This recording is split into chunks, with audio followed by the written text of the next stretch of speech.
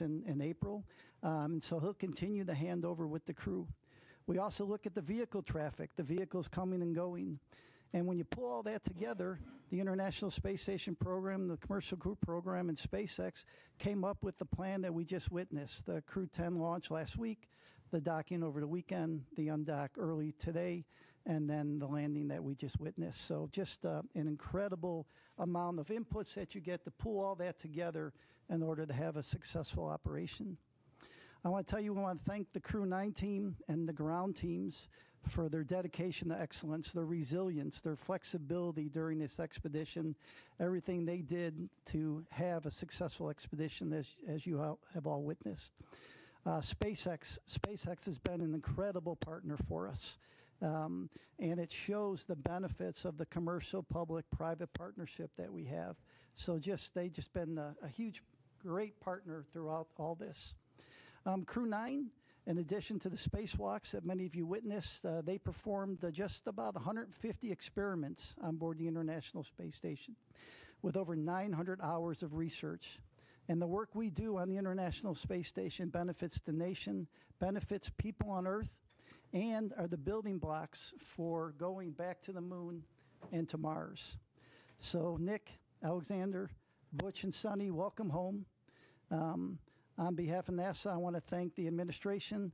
I want to thank all the work of the NASA teams and all the work of the SpaceX teams. And so with that, I'll hand it over to Commercial Crew Program Manager, Steve Stitch. Thanks, Joel, and thank you all for being here. Greatly appreciate your interest in the Commercial Crew Program and also human spaceflight. Of course, as you know, it's been just a huge week for Commercial Crew. The missions, I think, sometimes seem easier than they are. If I just step back and think about all the challenges we had to launch Crew 9, moving to a different launch pad, adjusting the seats and the crew training, and then, over the weekend, once we docked Crew 10 safely, looking at the weather patterns, finding this great opportunity that we landed at today, adjusting the timeline. It's never easy. Spaceflight's always dynamic. Sometimes it seems like things move from step to step to step, but there's usually different paths along the way. So the weekend was culminated today with the landing of Crew 9. We Dragon splashed down at about 5:57 p.m. off the coast of Tallahassee. That's our first Commercial Crew program landing at Tallahassee. We've had a couple cargo flights land there. And now it's great to have Crew 9 and the Freedom capsule back home, and its fourth flight is now in the history books. Of course, we're overjoyed. I watched every crew member come out of the vehicle today. Post-landing, it was great to watch Nick, Suni, Butch, and Alexander come out of Dragon and smile and wave as they came out of the vehicle. We'll get them, they're on the ship now, we'll get them back to meet the NASA aircraft and then back to meet with their families. If you watched the weather today, it was incredible. Clear skies, real low winds, maybe 3 or 4 knots of wind, and really calm seas. You could see the dolphins swimming around the capsule, which was kind of incredible. SpaceX had a nice drone aircraft flying around and taking footage, and that was just incredible. As I said, the ops team just did a phenomenal job over the weekend, pulling in the landing to get the crew home sooner and take advantage of this great weather opportunity.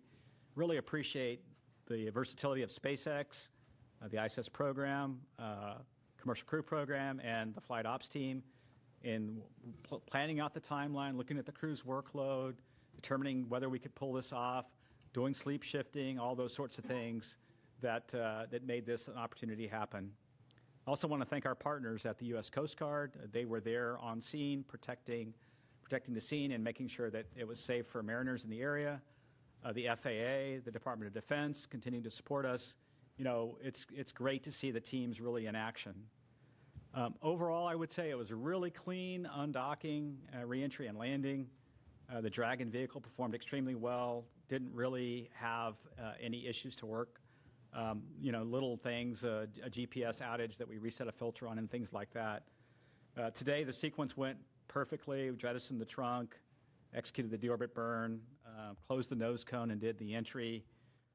You could hear Nick call down when we finally got the vehicle back through the blackout, 4.6 Gs, and you could tell they were doing well. And then braced for the parachute deploy of the drogues and then the mains and then have them splash down. So parachutes performed well. The whole system worked just as planned. The crew's doing great. You know, they'll spend a little time on the recovery ship getting checked out, making sure that they're healthy and ready to go, and then eventually they'll make their way back to Houston. Again, I want to congratulate the entire NASA Commercial Crew Program, the SpaceX team. You know, in many ways, if I step back to last year, this has been 9 months in the making, and I couldn't be prouder of our team's versatility, our team's ability to adapt, and really build for the future of human spaceflight and looking at different ways to do business, taking advantage of one vehicle to launch a crew and then bring back the crew in a different vehicle. Our partner SpaceX did a tremendous job. Every time we asked them to do something a little different, they stepped up and to the plate and did that, including swapping capsules 6 weeks ago prior to Crew 10, and then also adjusting the Crew 9 mission.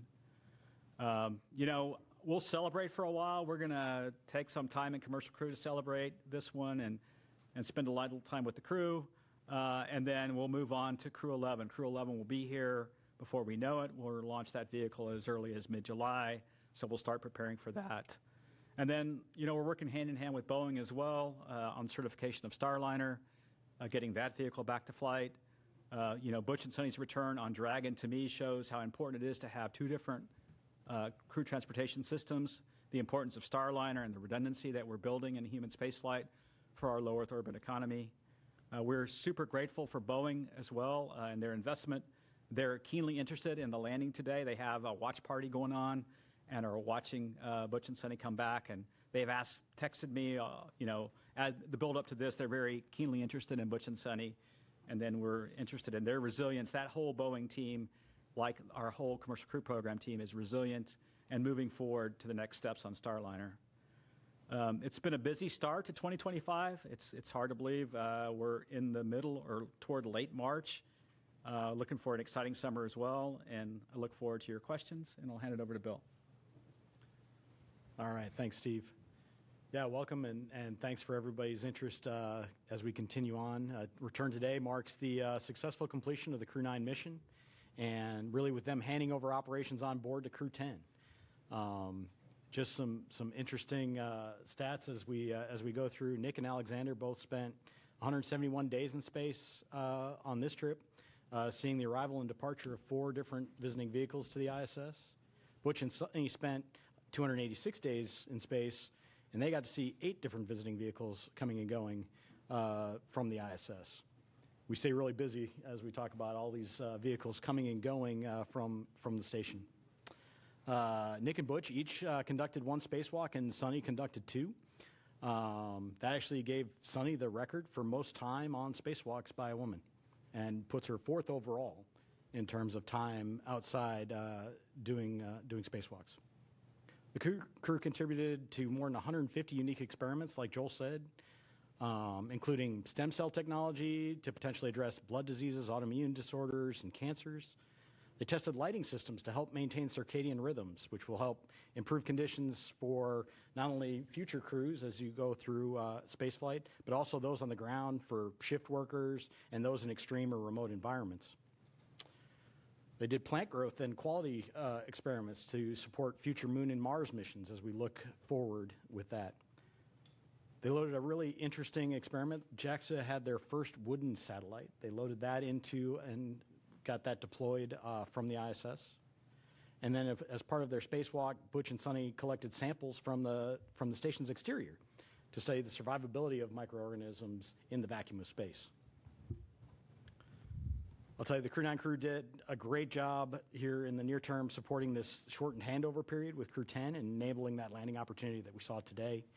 There was a lot of work that they did ahead of Crew 10 arrival to get prepared, and then really working through all of the things that we need to do to hand over the emergency procedures to the crew, to get the cargo transferred that they need to, and to get all the vehicles set up for Crew 10 to be very successful. Crew 10 is already working hard, and they're working on key science investigations on board. They already kicked them off even while they were getting prepped for undocking the other day. So coming up on ISS, we still have a lot going on. We have NG-21 release at the end of March, providing some important trash disposal for the space station. Always, you got to get rid of all the stuff that you bring up, so you got to bring that down somehow, and NG-21 is going to take away a lot of that. And then we'll look forward to Soyuz MS-27 launch Tuesday, April 8th from Baikonur Cosmodrome at about 12:47 a.m. Central. That'll be carrying NASA astronaut Johnny Kim and cosmonauts Sergei Ryzhikov and Alexei Zabritsky. And then before Soyuz MS-26 returns, Alexei Ovchinin will pass on the role of ISS commander to our JAXA astronaut Takuya Nishi. Really a lot of great stuff continuing on station. I really appreciate the entirety of the team, joint with SpaceX, NASA, our operations team, the program teams, the engineering teams, all the work it takes to turn around these missions. It's a ton of stuff, and then we go change it on them at the last minute, and they handle it like the pros that they are. So welcome home to Crew 9, and with that, I'll hand it over to Sarah. All right, thanks, Bill. Well, it's a good day to be here at SpaceX, and it's a good day down in Florida as we welcome Crew 9 home from their stay at the International Space Station. We're happy to have safely returned Nick, Alex, Suni, and Butch back to Earth and to their families after their time at the orbiting laboratory. Human spaceflight is dynamic and exciting, and this crew knows that as well as any other. So back in September, Steve was talking about this a bit, Crew 9 became the first human spaceflight mission to launch from Pad 40 using our new Dragon tower that we completed construction on last year. And it was our first mission in a while to fly a crew of 2 since Bob and Doug's historic flight in 2020. So then just 3 days ago, we launched Crew 10 to take over and continue the work of Crew 9 on ISS. And I forgot to mention this Friday night, but Crew 10 was our 50th Dragon mission since first launching COTS 1 in December of 2010. That's a huge milestone for the team. COTS, if you don't remember, stands for Commercial Orbital Transportation Services. And COTS 1 was the first demonstration mission under that original partnership with NASA to resupply the space station with cargo flights. It was also the mission that inspired me to join the SpaceX team, which I'm so grateful I was given the opportunity to do a few months later. So the rest is history. We've been bringing cargo and more recently crews to the orbiting lab for well over a decade since. And as we talked about a few days ago after Crew 10 launch, NASA and SpaceX adapted as this mission evolved. And I appreciate all the kind words said already during this press conference. As we adapted together, we kept safety at the forefront. And thanks to the teamwork across the 2 agencies, a change in the Dragon spacecraft for Crew 10 and then a shortened handover helped accelerate the Crew 10 launch and the Crew 9 return. Then over the weekends, we decided as a joint team to undock a day earlier than originally planned to take advantage of some great weather we were seeing off the coast of Tallahassee for splashdown. So I know this required quite a bit of creativity from the NASA team and the onboard crew to compress the handover even further than they already had. And I'm thankful for everyone's hard work and flexibility to safely bring Dragon and the crew home today. I'd be remiss if I didn't acknowledge that today's return was also our final Dragon recovery on the East Coast. So after 6 years of successful recovery operations off the coast of Florida, we'll now be moving all Dragon recovery operations back to the West Coast. I just hope the California coast can bring as many dolphins as we saw during today's operation. That was really fun to see. We had a nominal return today. Dragon is healthy and the parachutes performed as expected. The crew is likely on the recovery vessel now, soon to transit to the SpaceX NASA handover location, while the SpaceX vessel transports Dragon back to our refurbishment facility at Cape Canaveral in Florida. It's amazing to think that SpaceX has now safely flown 62 crew members from 14 countries to space, 52 of those to and from the International Space Station. Dragon has supported 46 missions to the station in all, and 29 of those on reflown Dragons. I think that's enough flights that we can be really proud of what the team has built together and what we've accomplished, but always with the humility and awareness that we will continue to learn every single mission. The stakes of getting this right are and always will be high. And as Bill Gerstenmaier often says, we must always stay hungry and vigilant to scour the data before, during, and after every operation we perform. It's always an honor for all of us here at SpaceX to launch human spaceflight missions and safely return astronauts and cosmonauts as we continue to advance human spaceflight. Thanks for having me on the briefing today and look forward to your questions. All right, thank you all for your opening remarks. We will go ahead and start taking some questions in the room, so please raise your hand, Gina. Go ahead. I think this is for Steve Stitch. I mean, Crew 9's home, but the research hasn't stopped, because what you need to know about what happened with Butch and Suni on orbit, that's still an ongoing medical research project. Would you kind of expand on that for me? What will you learn about their 9 months on the space station? Yeah, I think I can comment and then see if Bill has anything to add. But every single crew member that we fly in orbit, we collect medical research data. We do various blood draws at various times during the flight, especially toward the end. Do bone density measurements in space. We look at their vision and how their vision might change over time, their intracranial pressure. We do all kinds of things. So you're right. Every single astronaut, when they come back, including Nick and Alexander, is participating in all kinds of experiments, and we're learning from all those. And I'll see if Bill has anything to add. I mean, I think you covered the vast majority of it. We look at everybody when they come home, and every duration adds to that database of knowledge of the effects of spaceflight on the human body. And so we continue to look at that across all of our crew members. Okay, we'll take another question here in the room. Mark, go ahead. Mark Strassman, CBS News. Steve, I want to pick up on something you said, which is the keen interest in Butch and Suni. All 5 major television networks cut in with live special reports following the splashdown, because Butch and Suni have arguably become America's most famous astronauts over the course of their 9-month saga. So now that they're home, now that the saga is over, what to you is the takeaway? Yeah, I think that's a great question, and I haven't probably had a lot of time to reflect.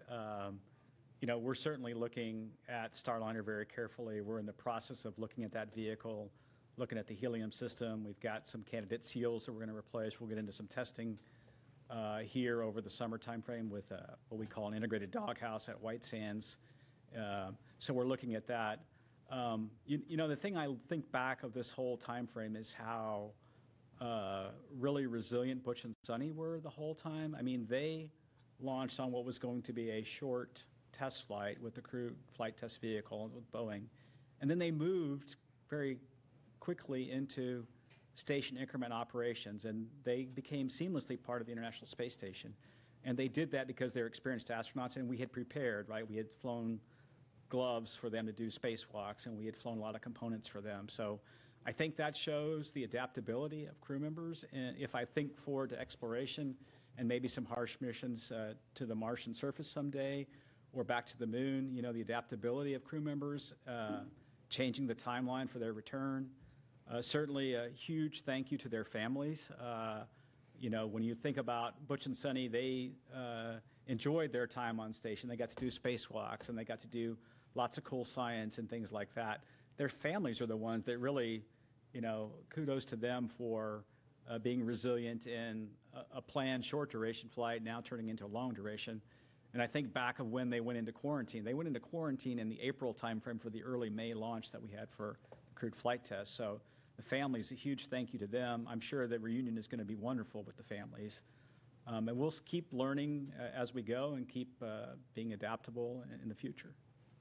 Let me Okay. just add, if it's okay, it shows the flexibility of our commercial providers. The fact that they flew up on the Boeing vehicle and home on SpaceX, this is a lesson learned for NASA too, such that when we do have Boeing and SpaceX both flying on a regular basis, we need to be able to do the opposite too. If we come up on a SpaceX vehicle and have a problem to be bringing people home on a Boeing vehicle, it shows you, this year, I think many of you know, we celebrate 25 years of crewed on the International Space Station, and just shows the flexibility we have with the space station and our commercial partners. We'll take our next question here in the room. Go ahead. Ed Lavendero with CNN. 2 questions. Do you have specifics on the timeline of when the astronauts will be landing back here in Houston and reuniting with their family over the next, I'm presuming, the next few hours? And then secondly, the more delicate question is, of all the talk that we've seen over the last months that these astronauts had been, quote, stranded in space, how did that kind of talk affect you guys over the last few months in formulating a plan to get them back home? Yeah, I don't have the specifics of the timeline. I know they're going to fly back here tonight. They'll probably spend some time rehabilitating a little bit, and the doc's watching them, and then they'll rejoin their families in the next day or so.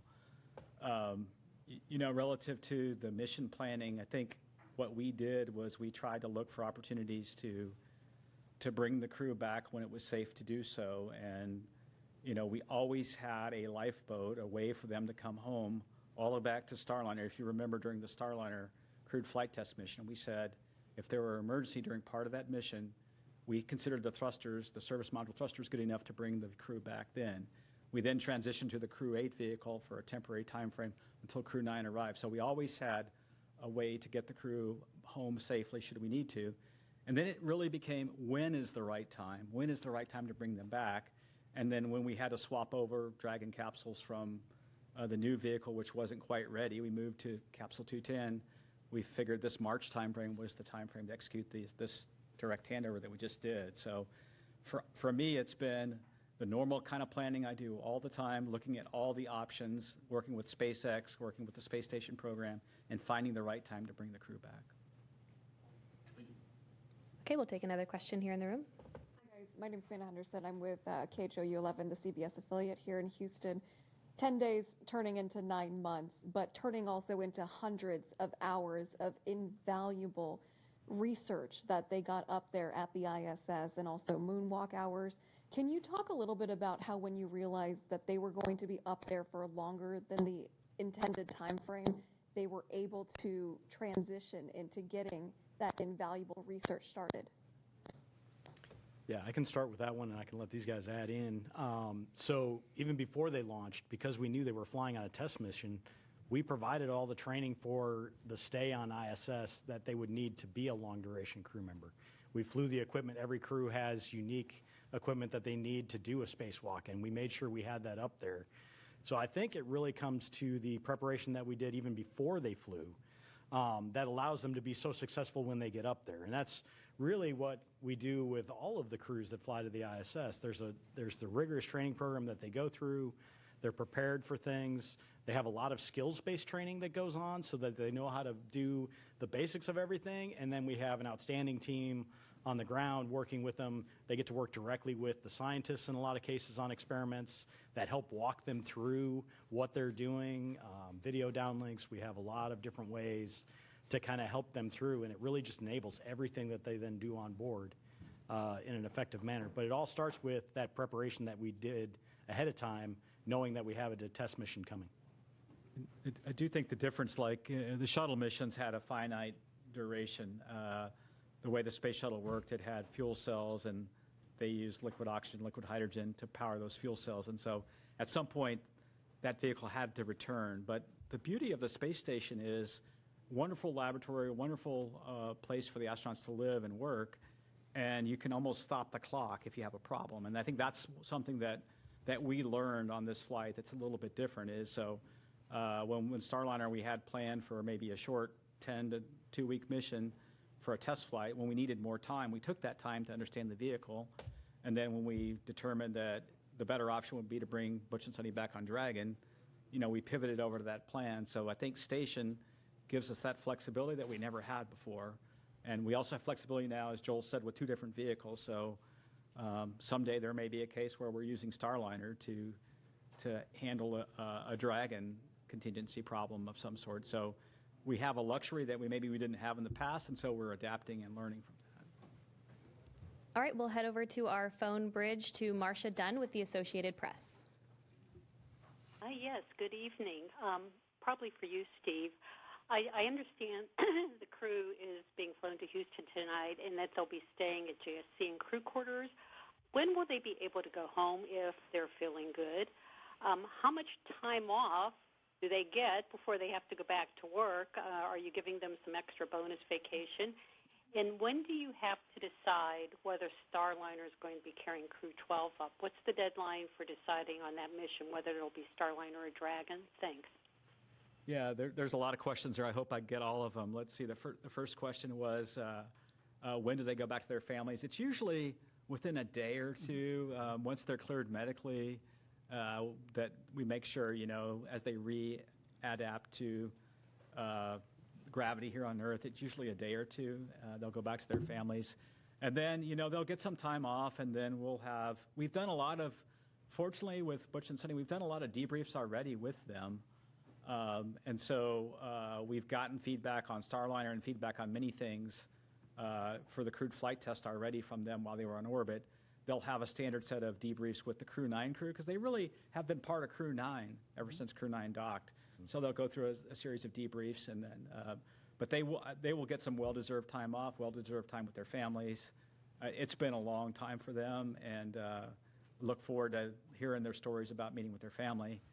I think the last question, Marcia, was when do we have to decide Crew 12 versus the next step with Starliner? And we probably have a little bit more time as we get into the summer and understand the testing we're going to go do to make that decision, whether it be Crew 12 as the next flight or Starliner. You know, we're also looking at some options for Starliner. Should we need to, of flying it uncrewed. The vehicle has the capability to fly uncrewed if we need to. And so we'll kind of weigh all those things as we get the testing and analysis behind us. Boeing's done a good job of developing a new thermal model, which we're using to try to understand the changes we're going to make in those dock houses. We'll add some tape and thermal barriers in different places. We have a little time to make that decision. Okay, our next question is from Chris Davenport with The Washington Post. Hey, everyone. Thanks for taking my question, and congrats on a successful end to the mission for Steve Stitch. You had mentioned your discussions with Boeing, and I'm just wondering, has Boeing given you a 100% commitment that they are sticking with the program, just given the enormous costs they've had to eat? And is NASA doing anything to incentivize them to stay? You just mentioned an uncrewed flight, for example. Thanks. Yeah, Boeing, all the way up to their new CEO, Kelly, has been committed to Starliner. I can see that in the way they're approaching their solution to the problems. They're taking the time to understand the leaks we had in the helium system and testing some new seals that we may field in those flanges. The same thing with the test plans that are multifaceted for the thrusters, some testing of the Teflon material, integrated testing at White Sands. So I see them being very committed. They want to provide a transportation system with crewed capability to fulfill their missions. And then they're even, I think, stepping beyond that and thinking about low Earth orbit and COMLEO destinations with their vehicles. So I see a commitment from Boeing to continue the program. They realize that they have an important vehicle, and we were very close to having a capability that we would like to field. I think we have some changes we need to make to the way we heat those thrusters, the way we fire those thrusters, and then we can test that on the next flight. So. Our next question is from Ken Chang with the New York Times. Hi, thank you. This is for Joel, Steve, and Sarah. The White House put out a statement that said the landing today, representing President Trump, keeping his promise to rescue the astronauts stranded in space. And from what you just said during this news conference, I think it's been in the works for months, and a lot of work for everyone. I was just wondering, could you explicitly answer the question, if Kamala Harris were president, or if Joe Biden had run for re-election and won, would anything have changed with this mission? Thank you. NASA as an agency, we work for the president, and who's ever there, we work for them. We had an input from that office. We took a look at it, and our job is to take all the inputs we get and operate as successful and safely as we can. And that's what we would do for this administration, and that's what we would do for any administration. Our next question is from Sana with Bloomberg News. Hi, thank you so much for taking my question. I had another question regarding Boeing. I know you just mentioned that you're looking at options for an uncrewed mission. So I guess we're wondering who would pay for the uncrewed mission, and would Boeing be required to redo the crewed test flight as well? Thanks. Yeah, what we're looking at right now is we really want what I would call is a crewed capable vehicle. So even if we were to fly the vehicle without a crew in the return back to the next steps with Starliner, we want that to be crew capable. So we want it to have all the systems in place that we could fly a crew with. In fact, as I think about it, it might be there for a contingency situation as we prepare for whatever events could happen. One of the things that I've learned in my time at NASA is always be prepared for the unexpected, always have options. And so that's what we're thinking about. So we'll take those steps forward. We'll look at the test data. We'll make a decision whether to fly it crewed or uncrewed. And then, we are trying to do it under what we call this post-certification phase of the contract. And Boeing has delivered a lot of the certification data already. They have a little bit more to go relative to the prop system. I think we talked about they're flying a new spacesuit eventually, and a few other things like that. So we're looking at doing it under that phase of the contract, and NASA meeting its commitments on those flights. Our next question is from Will Robinson-Smith with Spaceflight Now. Hi, thanks so much for taking the time to talk with us today, and congrats on the splashdown of Crew 9. Maybe just following up on Ken's question to Joel and Stitch and Sarah. Obviously, as you've discussed tonight and over the last several months, the plan has been established for some time on how to bring Butch and Suni back to Earth. But barring them returning on the seats that were added on the Crew 8 Dragon spacecraft, had the decision been made to try to bring them back any earlier, was there a Dragon spacecraft that would have been available to operate that mission prior to the Dragon that we just saw support the launch of Crew 10? Thanks. Yeah, the earliest Dragon that we had to go fly the mission really was this capsule 210. And so when we were planning originally on Crew 10 to have the newer spacecraft, we thought it would be ready. And initially, we were going to launch in mid-February. We moved it to March 25th. And then I think Sarah talked briefly before about some of the challenges we had, or maybe it was Mr. Gerstenmaier, with a battery system that was a bad component we had to pull off. We had to pull the heat shield off and vector out of some work on the vehicle. We had some challenges with some valves in the prop system. And this, to me, is just evidence of how complicated. I don't think we always do a super good job of explaining how complicated the spacecraft itself is made up of millions of components that have to work in an integrated fashion. And you go through testing and qualification to get there. And so those components didn't work. And when we looked at that, we just pivoted over to the vehicle that was going to be ready the soonest, which was Capsule 210. And that led us to the March 12th date and then eventually the March 15th launch. Our next. Yeah, and maybe I would just add that with 5 Crew Dragon spacecraft in the fleet, certainly many paths are possible, right? With the allocations as we had them with our current slate of missions in the next 12 to 18 months, exactly as Steve said, it was the new spacecraft that was anticipated to be ready first, with the one we ended up flying shortly on the heels, and then when we ran into a processing issue on that new vehicle, the other one could be ready sooner. And so those were the 2 that were coming available. But certainly we can pivot and adapt. Flexibility is the name of the game, right? And so if we change what lanes or what stage of the flow any given spacecraft is in, we can open up other options available. But we had these vehicles allotted to or allocated to specific missions, and these were the 2 spacecraft that met the need that we had here in the spring to fly these missions in the timeframes that they were requested. All right, our next question is from Joey Roulette. Hey, thanks. Just 2 questions. One quick one for Steve. I just want to be clear. So it sounds like the testing results that you guys are going to have with Starliner this summer and maybe later on is going to determine whether its next mission is uncrewed or crewed. And whatever that next crewed mission is that going to be like a routine certification crew mission, or might there be another CFT? And then the second question is for Bill Specht. I was just wondering if there's any studies that Butch and Suni are involved in that investigates the like behavioral or psychological kind of response to not just long duration spaceflight, but unexpected changes to a mission in the middle of it. Thanks.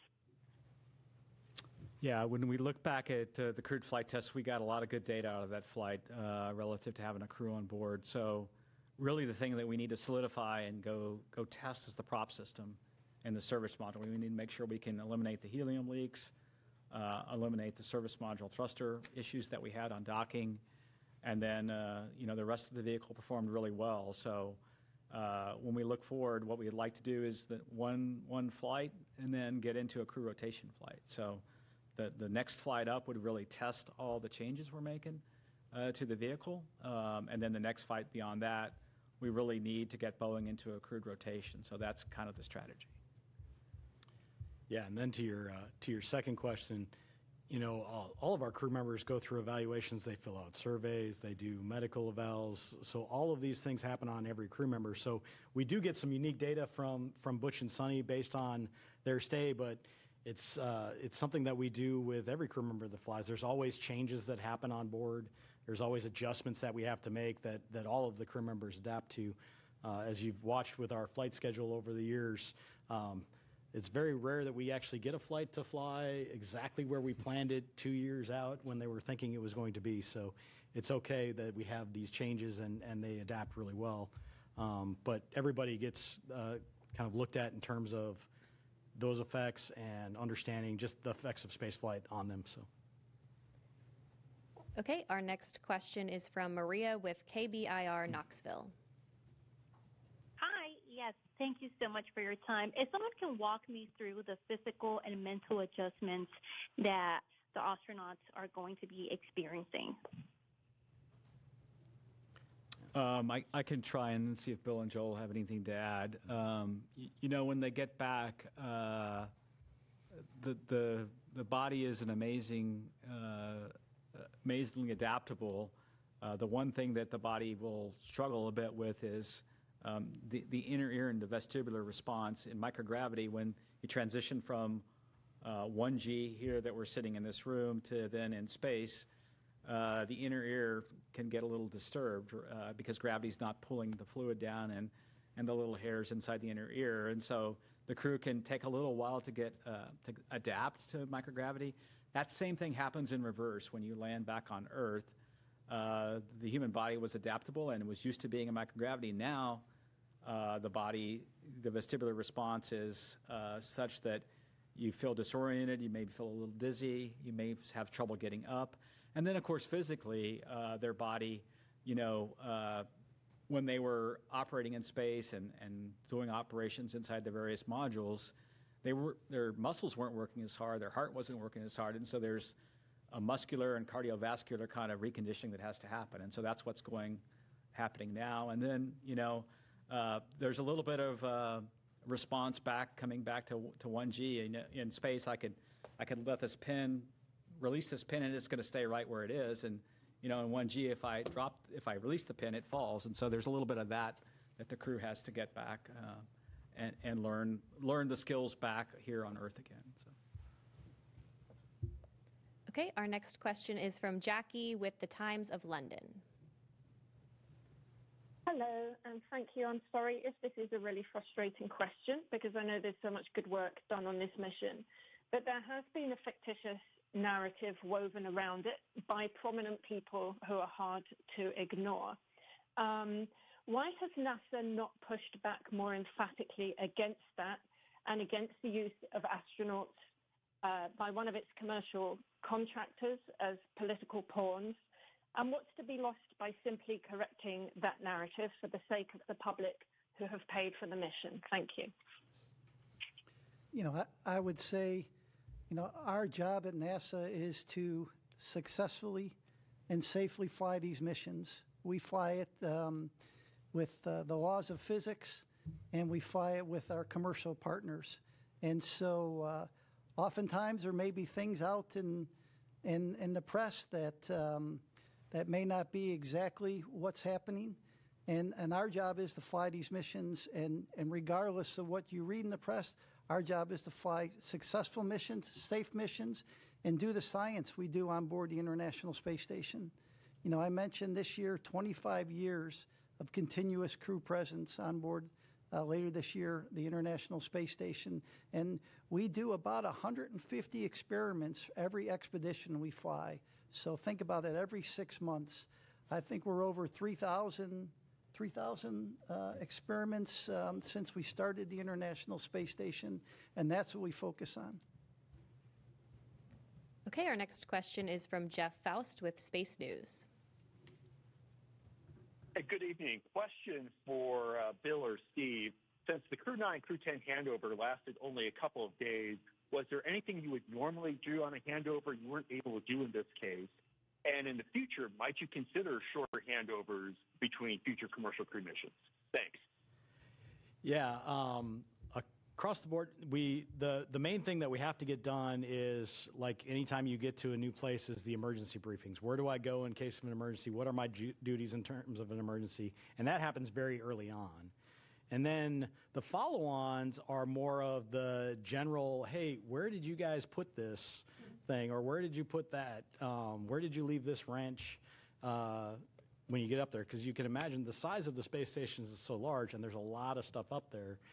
So a lot of the handover that we do with the crews is more set up to be an efficiency gain. And that really helps them be more effective when they go and get to the tasks done that we need to. So when we reduce that time, we reduce that efficiency in the near term to accomplish the tasks on board. We evaluate that each time and understand what our handover is. In general, we don't look to reduce that because we want to be as efficient as possible. We want to get everything done in the most efficient manner, get the most things done on space station that we can. But in this case, it was actually to our advantage to go work that shorter handover and then get them home as quicker, hitting this weather day that we had here today, and not leave it up to how the weather was going to behave days and days from now. So the critical stuff always gets done, that emergency handover, that how do we go handle contingencies on board. They're trained on the ground for all of these things, and we have a lot of support for the teams on the ground to help them as they go, so we can shorten it if we want to, but it's not quite the same as getting up there and finding out from the person that's been up there for 6 months, hey, I found that this was the best spot to put this, or I left this here, and so when you need it, go look over there to go do this, or this is the best way to go pull out this drawer, or whatever you have to do for your experiments on board. So nothing beats that face-to-face handover and the time they get up there, but we have the options to shorten it when it makes the most sense. Okay, our next question is from Sawyer with NASAspaceflight.com. Thank you so much. This question is, I believe, for Sarah. With this being the final splashdown on the east coast of the United States, what is the plan for Megan? Is that going to be repurposed to the west coast? Is that going to stay on the east coast? And then what becomes the contingency if, for example, the weather isn't good at the planned Pacific landing sites, whereas here you had the Gulf and the Atlantic? Hey, we don't know the answer yet to what will happen, what will become of Megan. We've got Shannon here on the West Coast. I'm sitting here in California right now, and there's unique benefits and unique challenges of weather patterns on the West Coast versus the East Coast. Just one example, we have far more stable weather in terms of wind and wind speed, wave height than we did in Florida. So where we needed numerous sites on both coasts of Florida to provide geographic diversity to avoid weather patterns that may be happening in one area and not another, not so much the case on the West Coast. However, our cloud cover is different here than in Florida, and so things like the airborne assets that support our mission might have different challenges out here than over there. So we've done a lot of trying to learn from meteorologists and historical weather patterns, and then figure out the right number of sites and the right number of support assets to ensure that we maintain a high return availability, which means a high percentage of days that would be a viable return option with a safe splashdown, regardless of what coast we're splashing down on. All right, our next question is from Isam with AFP.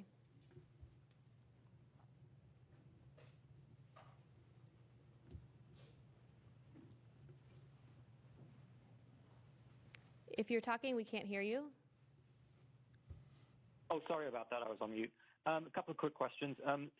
Steve, you mentioned that they'd be released to their families in a day or two. but they're still going to be going through with rehabilitation for quite a while, right? If you could discuss that.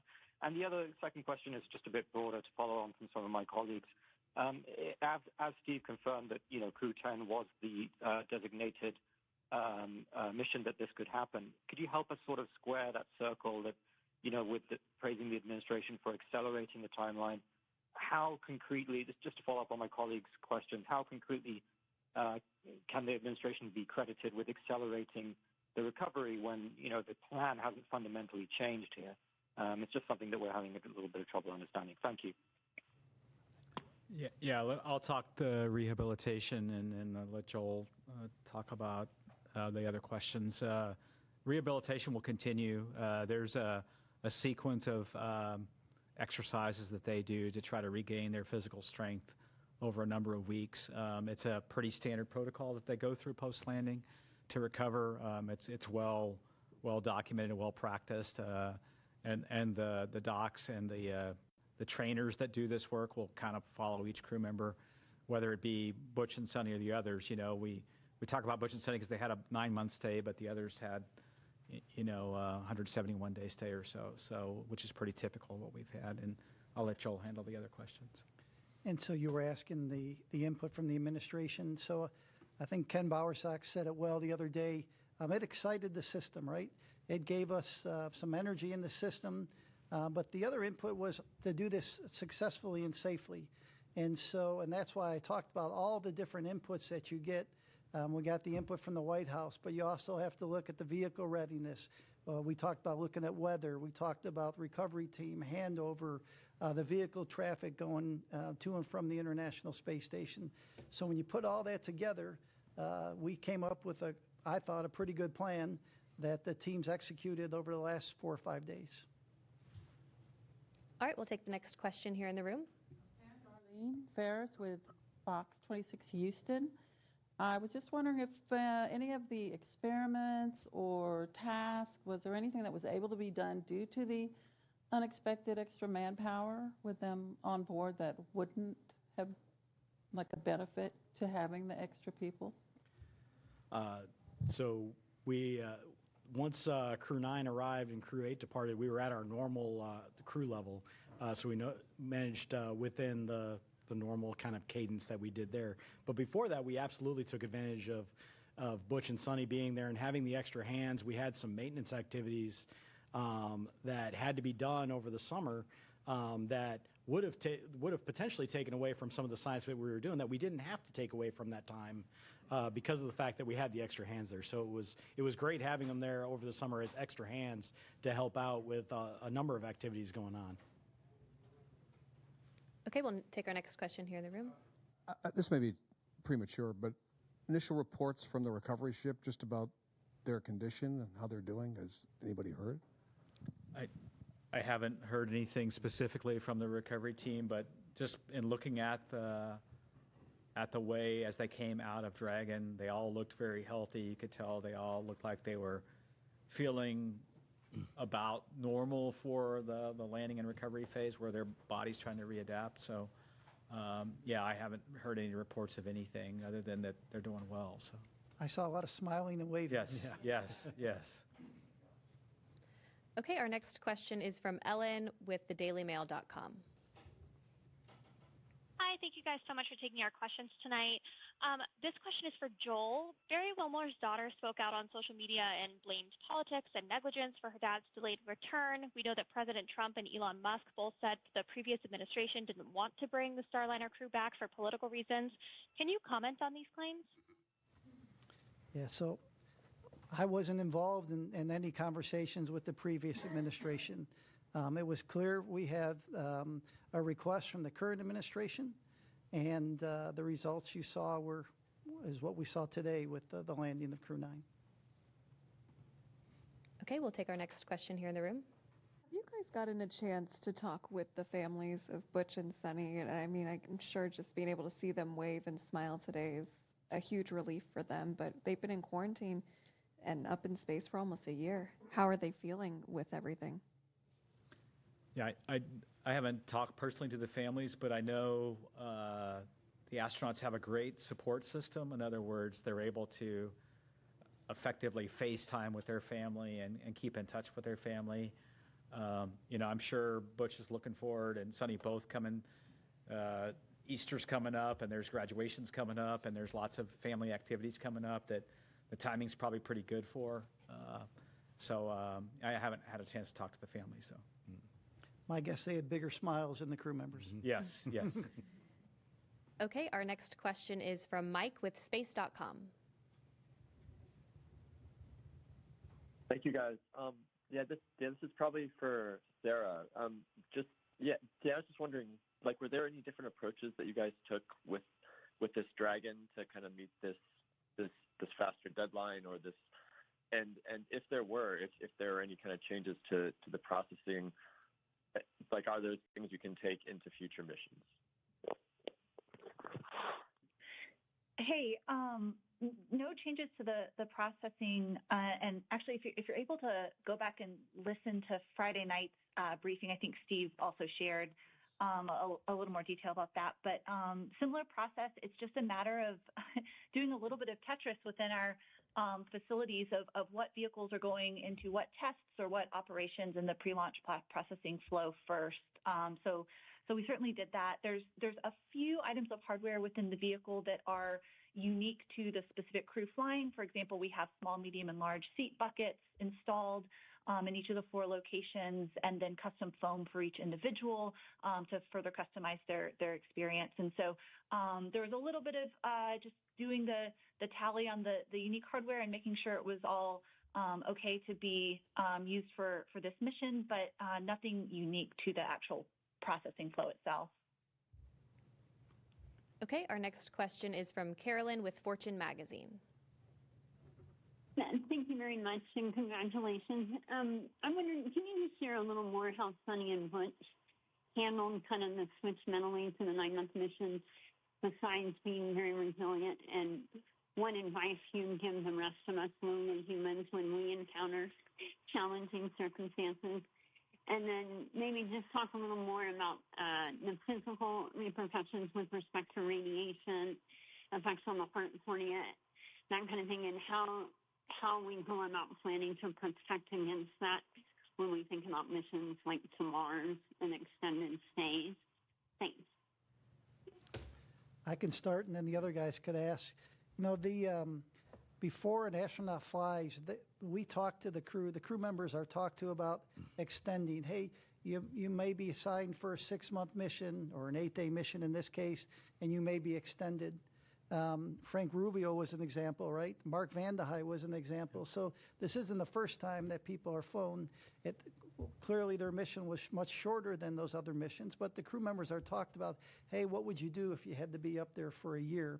So they mentally prepare before they launch, and they talk to the other crew members that have flown for these long-duration missions.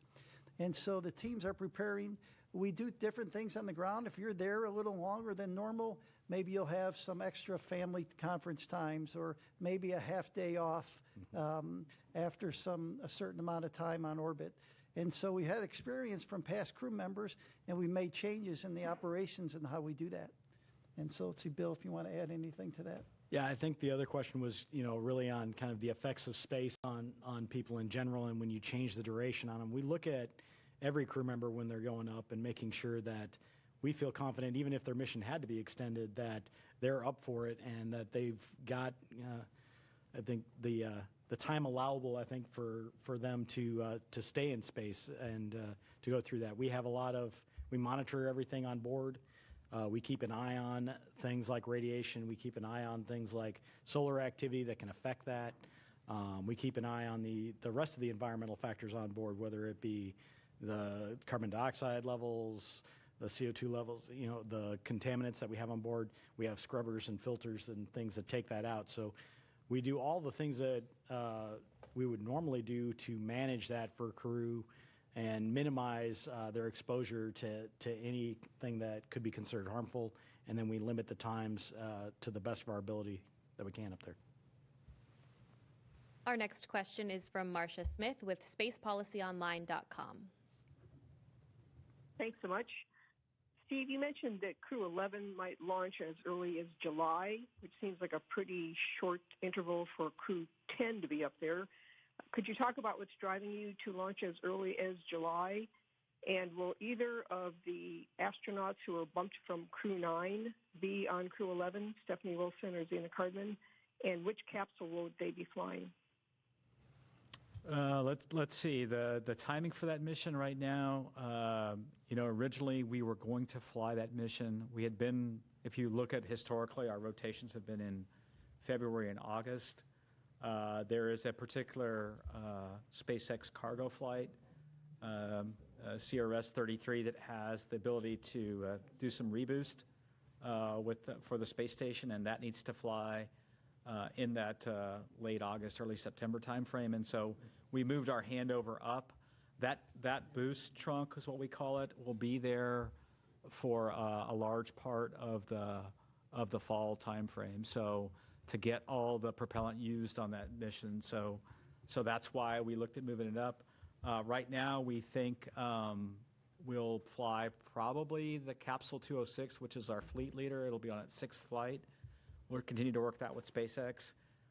You have to remember with space station, one of the critical consumables is docking ports. We have 2 of those docking ports. And so once we fly that CRS-33 mission with the boost trunk, one of those docking ports will be tied up for an extended duration. And we like to do this direct handover. We like to ensure the new vehicle is there, the new crew's there, before we undock the astronauts that have been there for the increment in progress. And so when you put all that together, it drove us to look at right now, mid to late July. Of course, things can change over time, but that's kind of what we're looking at. We'll kind of pivot over to that once we complete the debriefs for Crew 10. So, our next question is from Will Robinson Smith with Spaceflight Now. Hi. Taking a question from us. Question to Steve Fitch. Going back to the comment you made earlier in this briefing, correct me if I'm wrong, but I think you said that there was another look that needed to be taken at the flight suit for those flying both these Starliners. Can you add a little bit of detail into that may need to be changed and the reason for that? Thanks. Did you get that?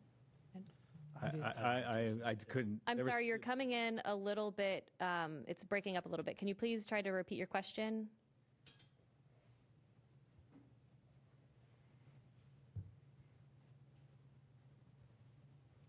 Operator, if you could please unmute the participant.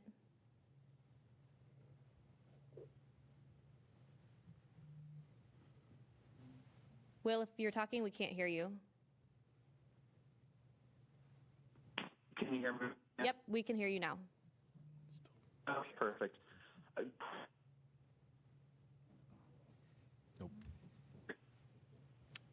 I'm sorry, we keep losing you. If you could just follow up with us after this news conference, we'll be happy to get a response over to you from the panel up here. But for now, that'll do it for our press conference this evening. Once again, Crew 9 is safely back on Earth. And as always, you can follow NASA and all of our missions on nasa.gov. Thanks for joining. We'll see you next time. Thanks for watching. Like and subscribe to the WSBT 22 YouTube channel.